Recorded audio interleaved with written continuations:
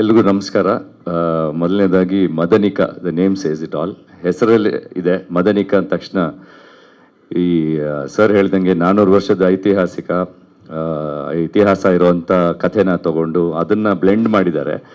So ಧರ್ಮ ಕೀರ್ತಿರಾಜು ನಾನಿಬ್ಬರು ಸ್ನೇಹಿತರು ಒಂದು ಕಡೆಗೆ ಹೋಗ್ತಾ ಇರ್ತೀವಿ ಜರ್ನಿಯಲ್ಲಿ ರಾಗಿಣಿ ಅವ್ರು ಮಾಡಿರೋ ಪಾತ್ರ ಅವ್ರು ಸಿಗ್ತಾರೆ. ನಾವು 3 ಜನಕ್ಕೆ ಹೋದಾಗ ಆ ಒಂದು ಪ್ಯಾಲೇಸಲ್ಲಿ ನಡೆಯುವಂಥ ಘಟನೆಗಳು ಅದು ಹೇಗೆ ಈ ಕ್ಯಾರೆಕ್ಟರ್ಸ್ನ ಅಫೆಕ್ಟ್ ಆಗುತ್ತೆ.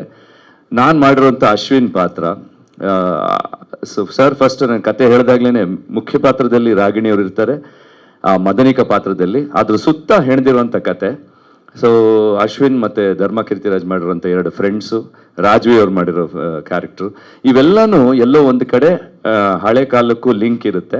ಐ ಥಿಂಕ್ ಅಶ್ವಿನ್ ನಾನು ಮಾಡಿರೋ ಪಾತ್ರ ಮಾತ್ರ ಪ್ರೆಸೆಂಟ್ ಡೇಯಲ್ಲಿ ಇದೇ ಟೈಮ್ ಲೈನಲ್ಲಿ ನಡೀತಾ ಇರುತ್ತೆ. ಸೊ ಹಂಗಾಗಿ ಐ ಎಂಜಾಯ್ಡ್ ಥರೋಲಿ. ಯಾಕಂದರೆ ಎಲ್ಲ ಘಟನೆಗಳು ನಡೀತಾ ಇರುವಾಗ ಇವನೊಬ್ಬನೇ ಅದನ್ನೆಲ್ಲ ನೋಡ್ತಾ ಅದನ್ನು ಏನೋ ವಿಶ್ಲೇಷಿಸ್ತಾ ಇದು ಯಾವ ರೀತಿ ಆಗ್ಬೋದು, ಈ ಕತೆ ಯಾವ ರೀತಿ ಮುಂದುವರಿಬೋದು ಅನ್ನೋದನ್ನ ಇವನೊಬ್ಬ ಆಸ್ ಅ ಥರ್ಡ್ ಮ್ಯಾನ್ ನೋಡ್ತಾ ಇರ್ತಾನೆ. So I enjoyed that roll.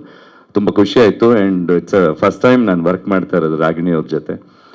Amazing actress. I think she is very under rated. ನಮ್ಮಲ್ಲಿ ಇನ್ನೂ ಒಳ್ಳೊಳ್ಳೆ ಪಾತ್ರಗಳು ಸಿಗಬೇಕು ಅವ್ರಿಗೆ.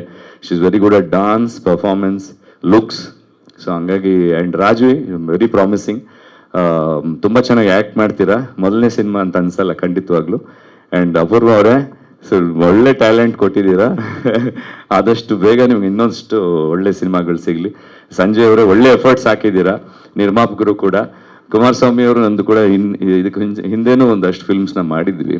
ಹಂಗಾಗಿ ಇವರೇನು ಹೊಸಬ್ರಲ್ಲ ನಿರ್ಮಾಪಕರು. ನಮ್ಮ ಕನ್ನಡ ಸಿನಿಮಾ ಮಾಡ್ತಾ ಇದ್ದಂಥ ನಿರ್ಮಾಪಕರೇ ಮತ್ತೆ ಬಂದು ಇನ್ನಷ್ಟು ಸಿನಿಮಾಗಳು ಮಾಡಲಿಕ್ಕೆ ಅದು ಹೊಸಬರೇ ಬರ್ತಾ ಇದ್ದಾರೆ. ನಮ್ಮ ರೆಗ್ಯುಲರ್ ಸಿನಿಮಾ ಪ್ರೊಡ್ಯೂಸರ್ಸ್ ನೀವೆಲ್ಲ ಇನ್ನೊಂದಷ್ಟು ಸಿನಿಮಾಗಳನ್ನ ಮಾಡಿದ್ರೆ ಇಂಡಸ್ಟ್ರಿ ಮತ್ತೆ ಮುಂದಕ್ಕೆ ಹೋಗ್ತಾ ಹೋಗುತ್ತೆ.